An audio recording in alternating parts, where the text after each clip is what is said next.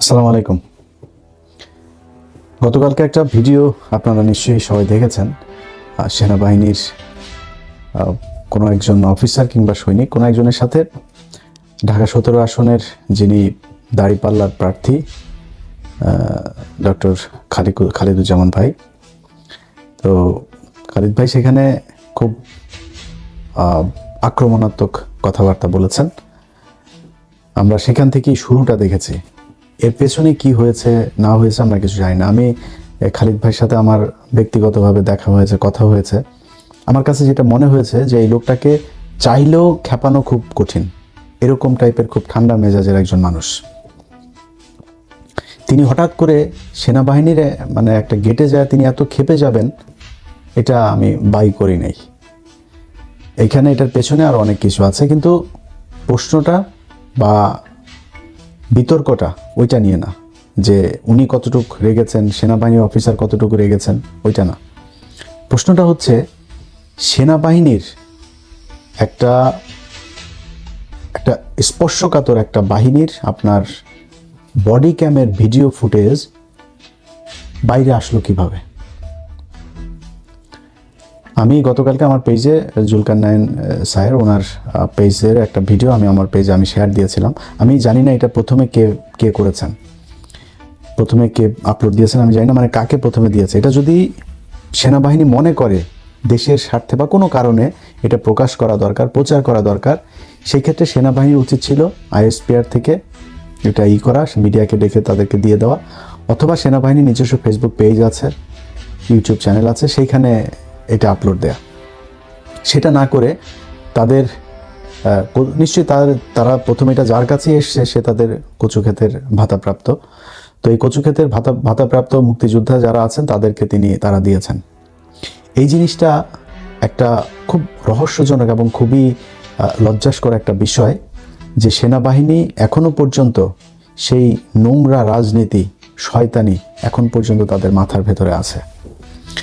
এই কারণে আমি আজকে মনে করলাম, তারপরে আরও কিছু বিষয় আছে যে বিষয়গুলো এখনও বলার সময় আসে নাই। আমি বিভিন্ন মাধ্যমে শুনছি, আমাকে গত 3-4 দিন আগে একজন ঢাকারই একজন ক্যান্ডিডেট ফোন করে বললেন যে তিনার যারা কর্মী আছেন এইসব কর্মীদেরকে একটা বিশেষ সেনাবাহিনীর একটা শাখা থেকে, আপনার সেনাবাহিনী নিয়ন্ত্রিত একটা গোয়েন্দা সংস্থা, সেইটা থেকে আপনার নাম চেয়েছে, তাদের নাম সংগ্রহ করছে। তো কেন নাম সংগ্রহ করছে আমরা জানি না। যদি এরকম কিছু থাকে যে বিশেষ হবে, অভিযান হবে, সেই অভিযানে আমি কিন্তু কোনো রাজনৈতিক দলের নাম বলি নাই। কোনো একটা রাজনৈতিক দলকে তারা মাঠে যাতে তারা কাজ করতে না পারে এই জন্য তাদের লোকজনকে ধরপাকড় হবে, বা কোনো দলকে সুবিধা দেয়। গত 1.5 বছরে চিহ্নিত কারা কারা চাঁদাবাজি করেছে, কারা সন্ত্রাসী কার্যকলাপ করছে, এখনও করছে, তারা চিহ্নিত, তাদেরকে ধরেন।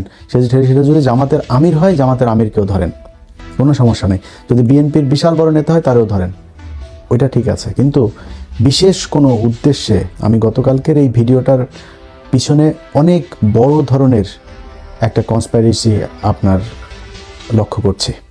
আমার সন্দেহ হচ্ছে যে তারা কিছু একটা হাসিল করার জন্য এই কাজটা করেছে। আদারওয়াইজ সেনাবাহিনীর আমি যেটা শুনলাম, এই ভিডিওটা গত আরও প্রায় মাসখানেক আগের, অনেক দিন আগে। তো সেই ভিডিওর হঠাৎ করে এসে তারপরে সেনাবাহিনী ছাড়বে, এবং সেনাবাহিনীর বডি ক্যামের ফুটেজ তো আর যেখানে সেখানে পড়ে থাকে না, তাই না? এটা যে সে চাইলো আর বের হয়ে গেল, এরকম তো হইতে পারে না। তারা সুনির্দিষ্ট সুপরিকল্পিতভাবে তারা এটা প্রচার করেছে। কেন করেছে সেটা আমরা জানি না। এইটার প্রেক্ষিতে সেনাবাহিনীকে আজকে কিছু কথা বলতে চাই। দেখেন সেনাবাহিনীর ভাইরা, আপনাদের একটা বিষয় বলে রাখি, আপনারা এই দেশের অনেক সম্মানের একটা জায়গায়, আপনাদের এই দেশের প্রয়োজন আপনাদের মানে এটা অপরিসীম, এটার কোনো শেষ নেই। মানে আপনারা ছাড়া এই দেশের সার্বভৌমত্ব টিকে থাকবে না, সম্ভব না এটা। আপনারা আপনাদের জাউরামির কারণেই গেল 15 বছর এই দেশের সার্বভৌমত্ব ছিল না। আপনি নিজের সম্মান চাবেন আর শয়তানি করবেন, দুইটা একসাথে আপনি পাবেন না। হ্যাঁ, এটা আপনারা অনেক আগে থেকেই করেছেন। 1/11 থেকে আপনারা জাউরামি শুরু করেছেন। 1/11-এ আপনাদের সেনাবাহিনীর যেসব অফিসারদের সন্তানদেরকে বলতে চাই, বাবা তোমাদের বাবা যদি নাকি তোমার বাবার যে বেতন, সেই বেতনের চাইতে যদি বেশি সম্পত্তি তোমার ঘরে থেকে থাকে, তাহলে বুঝবা তোমার বাবা চুরি করেছে। যারা 111-এ ব্যবসায়ীদেরকে ডেকে ডেকে নিয়ে তারপরে তাদের কাছ থেকে চাঁদাবাজি করেছে, এত ভাব মারার কিছু নাই। আপনারা গত 15 বছরে আপনাদের সেনাবাহিনীর অফিসারদের বউ, আপনার সেনাবাহিনীর অফিসার মেয়ে, মা, সন্তান, তাদেরকে ধর্ষণ করিয়েছেন ইন্ডিয়ান গোয়েন্দা সংস্থার লোকজনকে দিয়ে। কোথায়? এই পিলখানায়। শুধু আপনি ধর্ষণ করাই শেষ না, আপনি ধর্ষণ করানোর পরে যেই সেনাবাহিনীর অফিসাররা এটার বিচার চেয়েছে তাদেরকে আপনারা গুম করেছেন, তাদেরকে গ্রেনেড হামলা মামলায় আসামি করেছেন, জোর করে চাকরিচ্যুত করেছেন, নির্যাতন করেছেন, দেশ ত্যাগে বাধ্য করেছেন। এটা আপনারা করেছেন, বিচারটা করতে দেন নাই। এরপরে কি করেছেন? সেই বিচারের পুরো অপরাধের দায় বিডিআরের উপরে চাপায় বিডিআরের নিরীহ মানুষগুলোর উপরে নির্মম নির্যাতন চালিয়েছেন। এটা সভ্য কোনো সমাজে, নিকট অতীতের কোনো পৃথিবীতে আজ পর্যন্ত এটা ঘটে নাই। মানুষকে জিজ্ঞাসাবাদের নামে 30 দিন 40 দিন আপনারা আটকে রেখে তাদেরকে নির্যাতন করে হত্যা করেছেন। জেলখানায় যে বিডিআর সদস্যরা গিয়েছে, যারা বের হয়েছে, তাদের অনেকের আমাকে ভিডিও কল করে দেখিয়েছে এই কোমরের মধ্যে, এই রানের মধ্যে ড্রিল মেশিন এই দিক দিয়ে ঢুকিয়েছেন, ওই দিক দিয়ে ড্রিল মেশিন বের করেছেন। সেই দাগ, সেই ক্ষত নিয়ে তারা এখনো পর্যন্ত অনেকে জেলখানায় আছে। ক্যান্সারের রোগী, মা মারা গিয়েছে, বাবা মারা গিয়েছে। আজকে আওয়ামী লীগের একজনের এই আপনার স্ত্রী মারা যাওয়ার পরে সন্তানকে নিয়ে খুবই খারাপ জিনিস। এটা খুবই মানে কি বলবো, যে একটা মানে কষ্টের একটা চিত্র, যে একজন মা তার সন্তানকে নিয়ে তারপর সুইসাইড করেছে। কিন্তু আপনি কি জানেন, এই ছেলে এই নারীকে ছাড়া তার আরও 2-3টা বউ ছিল। এই নারীর কাছে সে আসতো না, এই নারীর সাথে তার সম্পর্ক এমনিতেই ছিল না। তার পরিবারের লোকজন ওই মেয়েকে করতো, নির্যাতন করতো। সেই নারী মারা গিয়েছে এই পারিবারিক সমস্যার কারণে।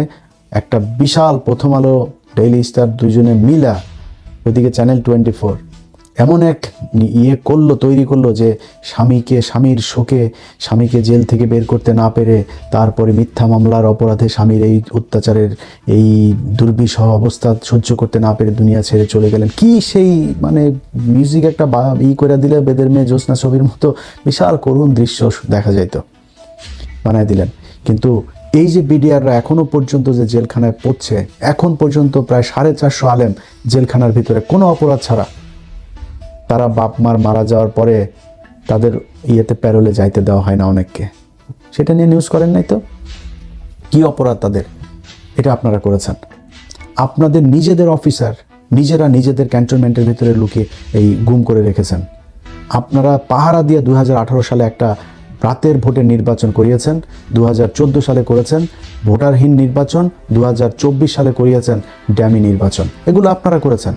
আপনারা রাস্তাঘাট, ব্রিজ, কালভার্ট এগুলো করতে গিয়ে চুরি, বাটপারি যা আছে সব কিছুই সেনাবাহিনী করেছে। এখন আপনারা তারপরে সম্মান চান, আপনাদেরকে সম্মান করতে হবে। সমস্যাটা কি হয়েছে শোনেন। এই খালিদুজ্জামান ভাই ভিডিও নিয়ে এক মেজর, রিটায়ার্ড, তিনি মেজর না ক্যাপ্টেন না কি যেন একজন সেনা কর্মকর্তা আর কি, তিনি এক ভিডিও বানিয়েছেন। আমি আর পিনাকি ভট্টাচার্য আমাদের কারণে সেনাবাহিনীকে নিয়ে খালিদুজ্জামান এরকম কথা বলার সাহস পেয়েছে। খালিদুজ্জামান একা না, বাংলাদেশের বহু মানুষ এইভাবে কথা বলবে। এটা ইলিয়াস পিনাকির কারণে কিনা ওই চিন্তা না করে আপনারা অপকর্ম করেন কিনা সেই চিন্তা করেন। আপনারা চান হচ্ছে কি জাউরামি যত ধরনের আছে সব করবেন, কিন্তু কেউ কিছু বলতে পারবে না। সেদিন গুজার গায়া, ওই দিন আর বাংলাদেশে ফেরত আসবে না। জাউরামি করবেন, বের হয়ে যাবে। আমি থাকবো না, আরেকজন থাকবে, কেউ না কেউ থাকবে, বলে ফেলবে। এবং এগুলো আপনাদেরকে শুনতে হবে। খালিদুজ্জামান ভাই বলেছে যে আপনারা দেশের 12টা বাজিয়েছেন। তার দেশের 12টা আপনারা বাজিয়েছেন, এটা সত্যি কথা, এটা অস্বীকার করার কিছু নাই। একজন পুলিশের সন্তান যদি নাকি কেউ দেখে, মনে করেন পুলিশের যদি অস্বাভাবিক সম্পদ দেখে, পুলিশের ছেলে মনে করেন R1 নিয়ে ঘুরছে, BMW নিয়ে ঘুরছে, চোখ বন্ধ করে বলে দেবে ওর বাপের হয়তো অন্য পারিবারিক ব্যবসা থাকতে পারে, বাপের ভাইয়ের ব্যবসা থাকতে পারে, নিজের পৈতৃক সম্পত্তি থাকতে পারে, কিছু না, পুলিশের ছেলে শালা ঘুষখোরের পোলা, বলে ফেলবে। সেনাবাহিনীর ক্ষেত্রে কিন্তু এটা বলতে পারবেন না, আবার ওনাদের আবার গায়ে লাগবে। কিন্তু আপনিও চোর, যাহাই পুলিশ আপনিও ঠিক তাহাই। তারা চুরি করে, আপনারা চুরি করেন, ভাব মারার কিছু নাই। চুরি কোথায় করেন নাই বলেন? 111-এ ব্যবসায়ীদেরকে ডেকে ডেকে নিয়ে আপনারা চুরি করেছেন, করেন নাই? আপনারা এই যে কি বলে ওই যে কন্ট্রাক্টারি করেন, যে এই যে কন্ট্রাক্টারি টাকা পয়সা যেগুলো কিনা করেন আপনারা, এটার হিসাব পুরোপুরি হিসাব দিতে পারবেন আপনারা? পারবেন না। সেখানে যারা যারা আছেন কি পরিমাণে টাকা পয়সার মালিক হয়েছেন এটা আপনারা নিজেরাই জানেন। তারপরে বাংলাদেশের বিভিন্ন জায়গায় মানে ওনারা তো সৎ মানুষ, ওনারা কোনো আকাম কুকাম করে না, এই জন্য ওনাদেরকে বাংলাদেশের বিভিন্ন জায়গায় মন্ত্রণালয়, কর্পোরেশন, অধিদপ্তর, পরিদপ্তর সব জায়গার উপরের চেয়ারটা ওনাদের। ওনারা ওইটা ডিজি নাই চেয়ারম্যান, কোনো না কোনো এক ইয়ের মধ্যে তারা প্রশাসক হয়ে তারপর বসে আছে। যত জাউরামি সবাই সেনাবাহিনী করে। আপনি বাংলাদেশের যত জায়গায় যত শয়তানি, এই যে শোনেন না আপনারা ভূমিদস্যু, যত ভূমি আপনার আছে, এই আবাসন প্রকল্পগুলো আছে, সব জায়গার পেছনে হইল গিয়ে এরা হয় রিটায়ার্ড নাই আপনার সার্ভিং অফিসার, তারা আসেই আত্মীয় স্বজন দিয়া, শালা দিয়া, সুমন্দি দিয়া, ভাই দিয়া, মা দিয়া, কোনো না কোনো কিছু দিয়া, কারণে কারণ ওইখানে রেখে দিয়েছে, বউরে দিয়া এগুলো করে রাখছে। জাউরামের যত কিছু আছে, তারপরে ওনাদের নিয়ে কিছু বলা যাবে না। ভাই আপনাদেরকে আমি বলি, আপনারা মনে করেন নিজেদেরকে যে সম্মানিত জায়গায় রাখবেন, আচ্ছা আপনাদেরকে দেওয়া হয়েছে এরকম কয়েকটা জায়গার নাম আমি বলি আপনাদের। কোন জায়গায় আপনারা ঠিক করতে পেরেছেন? আপনারা তো মানে আলাদা শ্রেণী, সবসময় একটা ক্লাস্টার একটা ফর্মে থাকতে চান, তো কাজ তো করতে হবে, তাই না? আপনারা যে মানে নিজের আলাদা কিছু করেছেন এটা তো আপনাকে বুঝাইতে হবে। আপনি ঢাকা বিশ্ববিদ্যালয়, ঢাকা মেডিকেল কলেজের কি পরিচালক একজন ব্রিগেডিয়ার হয়, ওষুধ প্রশাসন অধিদপ্তরের একজন ডিজি কি একজন ব্রিগেডিয়ার হয়, ওই ডেস্কোর একজন কি একজন ব্রিগেডিয়ার, ওই ডেসায় একজন আছে, ওই পেট্রোলিয়াম ইয়েতে আছে, ওই তিতাসে আছে, বিভিন্ন জায়গায় প্রথম পদটা তাদের। সিটি কর্পোরেশনের মতো চুরির জায়গাতেও ওনারা প্রশাসক বসায় রেখেছেন। বিডিআর এমন কোনো বর্ডারের কোনো সীমান্ত, বিডিআরের বাইরে আমার অনেক পছন্দ করে, তারপর সত্যি কথা ভাই, এমন কোনো সীমান্তের কোনো জায়গা আছে যেখান দিয়ে কিনা মাদক চোরাচালান হয় না? এমন সীমান্তের একটা জায়গা আছে, একটা সীমান্ত আছে যেখান দিয়ে মানব পাচার হয় না, গরু পাচার হয় না, পোশাক পাচার হয় না, চিনি পাচার হয় না, লবণ পাচার হয় না? এমন জায়গা আছে? বিশেষ করে মাদক দেশ ধ্বংস করে দিচ্ছে। তো সেই বিডিআরের উপরে কারা? ওনারা। বিডিআরের অফিসার বিডিআর হইতে পারবে না, ওনারা অফিসার হবেন। অফিসারে ওনারা বাল ফালিয়ে ফেলবেন। ওনারা বিডিআরকে বিশাল সৎ এক হিসাবে, সংস্থা হিসাবে তৈরি করেছেন। ওনাদের থাকতেই হবে সেখানে, মেরে বিডিআরের মেরে সাফা করে ফেলতে হবে, নাম পাল্টাইতে হবে, পোশাক পাল্টাইতে, ওনাদের পাল্টানো যাবে না, ওনারা ঠিক সে আগের মতোই থাকবেন। চাটের বাল আবদুল্লাহ হয়ে গেছে।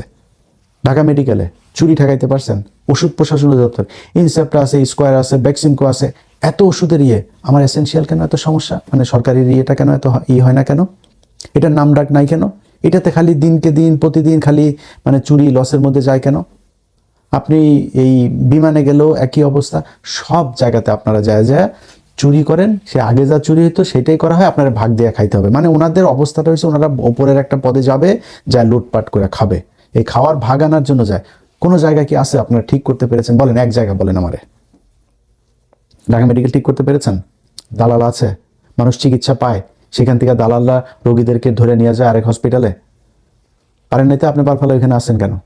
ওষুধ প্রশাসন করতে পারেন, ডেস্ক করতে পারেন, ডেসাতে পারেন, ওই পেট্রোলিয়াম ইয়েতে পারেন, কোন জায়গায় পারেন আমার? যে এই জায়গাতে আপনি গিয়ে দুর্নীতি বন্ধ করেছেন। পাসপোর্ট অফিসে ধুমায়া দালালি চলে, 2 দিন বন্ধ থাকে, মিডিয়া টিডিয়া একটা টিয়ে করলে, মোবাইল কোড করলে, তারপরে আবার চলে। তারপরে বন্ধ করতে না পারলে আপনি বালফালায় ওখানে আসেন কেন? যান কেন আপনি? চুরির ভাগানোর জন্য।